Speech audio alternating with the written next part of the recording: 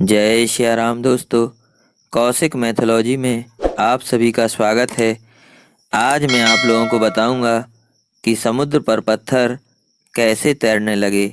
यह नल नील के श्राप का परिणाम था या भगवान राम का प्रताप। पुराणों में ऐसी कथाओं का उल्लेख मिलता है कि नल और नील बाल्यकाल में बड़े ही नटखट थे। जहाँ पर वे रहते थे वहीं पर एक तपोनिष्ठ ऋषि रहते थे। एक दिन नल और नील ने ऋषिवर की पूजन बेला में उनकी शालिग्राम की मूर्ति को उठाकर पास के सरोवर में फेंक दिया। ऋषि को काफी समय लगा उस शालिग्राम की बटिया को ढूंढने में और ऋषि ने क्रोध में आकर नल नील को यह शाप दे दिया कि आज से तुम्हारे हाथ से स्पर्श हुए पत्थर जल में डूबेंगे नहीं। समुद्र ने भी राम को यही उपाय बताया था और कहा था कि नाथ नील नल कपि दो भाई, लरकाई ऋषि आय सिपाही। तिनके परस किए गिरि भारे, तरहि जलधि प्रताप तुम्हारे। परंतु ध्यान देने योग्य बात यह है कि समुद्र पर पत्थर भले ही ऋषि के श्राप या आशीर्वाद से तैरने लगे हों, परंतु पुल के निर्माण में भगवान राम का प्रताप ही मुख्य था। क्यों कि जब नल और नील ने समुद्र में बड़े बड़े पत्थरों के शिलाखंड डालना प्रारंभ किया तो सभी पर्वतखंड जल में तैर तो रहे थे, परंतु वे स्थिर नहीं हो पा रहे थे।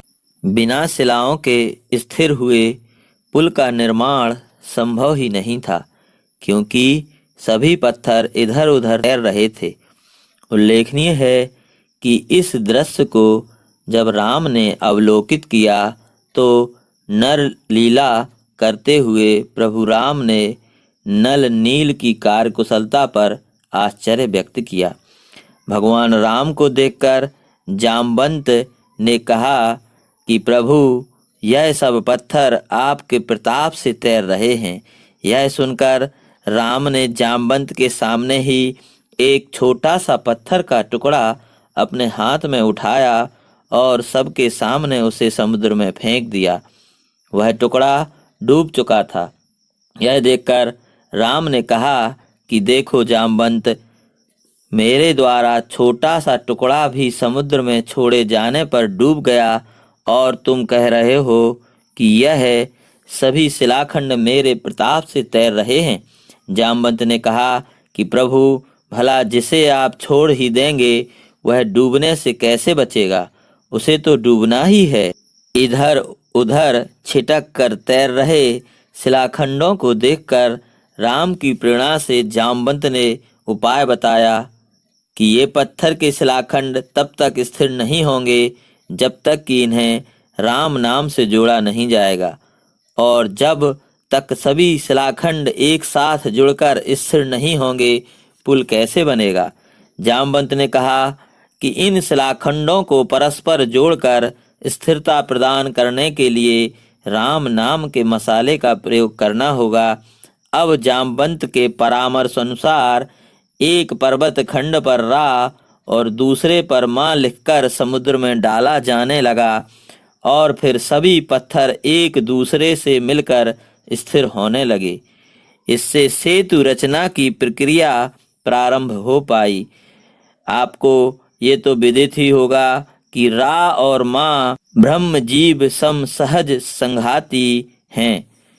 नल नील जामवंत के आदेशानुसार ही एक पत्थर पर रा और दूसरे पर मां लिख कर समुद्र में डालते गए और फिर सुदृढ़ सेतु की रचना हो सकी। इस तरह भले ही पत्थरों को तैराने में ऋषि का श्राप अथवा आशीर्वाद एक साधन रहा हो, परंतु बिना उनके जुड़े सेतु की अटलता पूर्णता सुनिश्चित नहीं होती। यह कार्य राम के प्रताप से ही संभव हुआ। इसलिए मानसाकार ने सेतुबंध में राम के प्रताप को ही प्रधानता देते हुए लिखा है कि बांधा सेतु नील नल नागर, राम कृपा जसु भयहु उजागर। पूर्ण ही आनहि बोरहि जेई, भये उपल बोहित सम तेई। महिमा यह न जलधि कई बरनी, पाहन गुण न कपिन कई करनी। श्री रघुवीर प्रताप ते, सिंधु तरे पाषाण। ते मति मंद जे राम तजे, भजहि जाई प्रभुआन। इस प्रकार से समुद्र में सेना के उतरने योग्य अटल एवं सुदृढ़ सेतु का निर्माण राम के प्रताप से ही संभव हुआ। नल नील को तो प्रभु राम ने इसकी रचना में माध्यम और सहायक बनाया। बोलिए जय जय सिया राम।